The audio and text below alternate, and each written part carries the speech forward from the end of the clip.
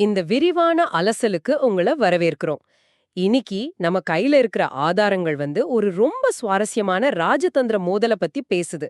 அதாவது ஒரு 80 வருஷமா உங்க வீட்டுக்கு ரொம்ப பாதுகாப்பா இருந்த ஒரு நெருங்கிய கூட்டாளி இருக்காருன்னு வைங்க. சரி. அவர் போடுற ஒரு பிளானு பத்தி நீங்க லேசா ஒரு சந்தேகம் கேட்டதுக்காக, நான் இனிமே இங்க இருக்க மாட்டேன்னு கோவப்பட்டு கிளம்புனா எப்படி இருக்கும்? கொஞ்சம் கற்பனை பண்ணி பாருங்க. அட, அது ரொம்பவே ஒரு பதட்டமான சூழ்நிலை தான். கண்டிப்பா. சரியா, இதுதான் இப்போ அமெரிக்காவுக்கும் ஜெர்மனிக்கும் இடையில நடந்துட்டு இருக்கு. ஈரானில் நடக்கும் அமெரிக்க இஸ்ரேல் போர் பல தசாப்தங்களா நெருக்கமா இருந்த இவங்க உறவுல எப்படி ஒரு பெரிய விரிசலை ஏற்படுத்துது அப்படிங்கறத உங்களுக்காக தெளிவாக புரிஞ்சுக்கிறதா இன்னைக்கு நம்மளோட நோக்கம். நேராக விஷயத்துக்கு வருவோம். ஆமா, பாத்தீங்கன்னா இந்த முரண்பாடு எங்க ஆரம்பிக்குதுன்னா, அமெரிக்காவும் இஸ்ரேலும் நேட்டோ நாடுகள் கிட்ட எந்த ஆலோசனையும் நடத்தாம ஈரானுக்கு எதிரான போரை தொடங்குனதுல இருந்தான். இத ஜெர்மன் சான்சலர் ஃப்ரெட்ரிக் மெர்ஸ் ரொம்ப கடுமையா விமர்சிச்சிருக்கார். ஓ, அவர் வெளிப்படையாவே விமர்சிச்சாரா? ஆமா, அதாவது ஈராக் ஆப்கானிஸ்தான் போர்களை அவர் சுட்டிக்காட்டி பேசியிருக்கார். போருத்துள் செல்வது எளிது, ஆனா வெளியேறுவது கடினம் அப்படின்னு சொல்லி அமெரிக்காவோட வெளியேறும் வியூகம், அதாவது அந்த எக்ஸிட் ஸ்ட்ராட்டஜி பத்தி நேரடியாவே மெர்ஸ் கேள்வி எழுப்பினார். இது ஒரு சரியான வரைபடம் இல்லாம ரொம்ப சிக்கலான ஒரு பிரமைக்குள் நுழைவது மாதிரி இருக்குன்னு அவர் நினைக்கிறாரு. கரெக்டா? எக்ஸாக்ட்லி, அதேதான். ஆனா இங்க எனக்கு ஒரு சின்ன சந்தேகம் வருது. ஆரம்பத்துல இஸ்ரேலுக்கு முழு ஆதரவு கொடுத்தவர் தானே மெர்ஸ்? ஆமா, அவர்தான். இப்போ திடீர்னு அமெரிக்காவோட அணுகுமுறைய அவர் ஏன் இவ்ளோ கடுமையா விமர்சிக்கிறார்? இது கொஞ்சம் ஆச்சரியமா இருக்கே. தன்னோட நாட்டுக்கு வரப்போற பொருளாதார அடி, முக்கியமா இந்த எரிசக்தி விலைவாசி உயர்வு அவர் இப்படி பேச வைக்குதா? அதாவது நீங்க சொல்றது ரொம்ப சரியான பாயிண்ட். ஒரு போர் இலக்கு இல்லாம தொடர்ந்து நீளும்போது அது ஐரோப்பாவின் பொருளாதாரத்தை எப்படி பாதிக்கும்னு அவருக்கு நல்லாவே தெரியும். அதனாலதான் இந்த திடீர் விமர்சனம்.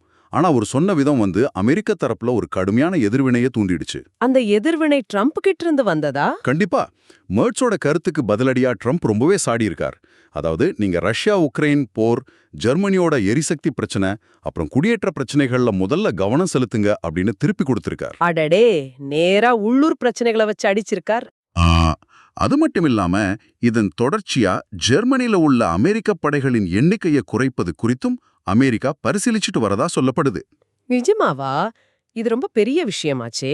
ஐரோப்பாவின் பாதுகாப்புக்கே ஜெர்மனியில் உள்ள அமெரிக்க படைகள் ஒரு முக்கிய தூண் மாதிரியாச்சே. ஜெர்மனி இதை எப்படி எதிர்கொள்றாங்க? அதுதான் இங்க சுவாரஸ்யம். ஜெர்மன் வெளியுறவு அமைச்சர் என்ன சொல்லிட்டாங்கன்னா, நாங்க இதுக்கும் தயாரா இருக்கோம் அப்படின்னு சொல்லிட்டாங்க. இங்கதான் ஒரு மிகப்பெரிய முரண்பாடு எனக்கு தெரியுது.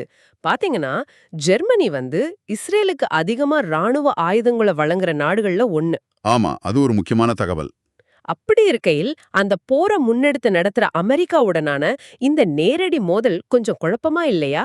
ஒரு பக்கம் ஆயுதம் கொடுக்கறாங்க, இன்னொரு பக்கம் போரை எதிர்க்கறாங்க.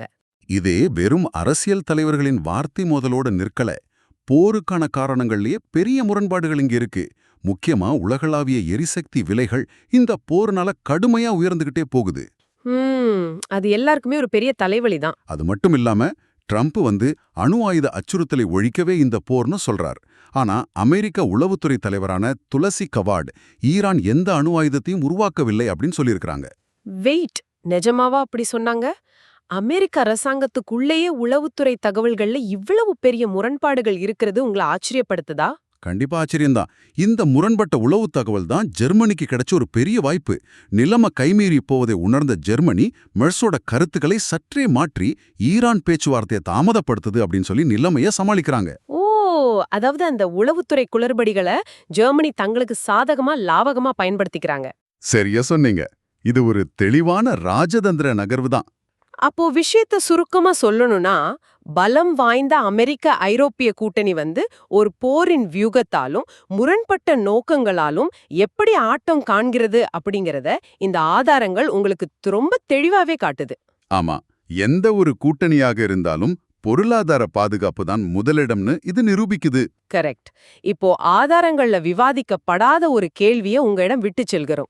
இந்த மோதலால் எரிசக்தி விலைகள் தொடர்ந்து உயர்ந்து கொண்டே சென்றால் அந்த பொருளாதார அழுத்தத்தின் காரணமாக அமெரிக்க ஐரோப்பிய கூட்டணிகள் தங்களை தற்காத்துக் கொள்ள முற்றிலுமாக பிரிந்து செல்ல நேரிடுமா? இத நீங்களே சிந்தித்து பாருங்கள்.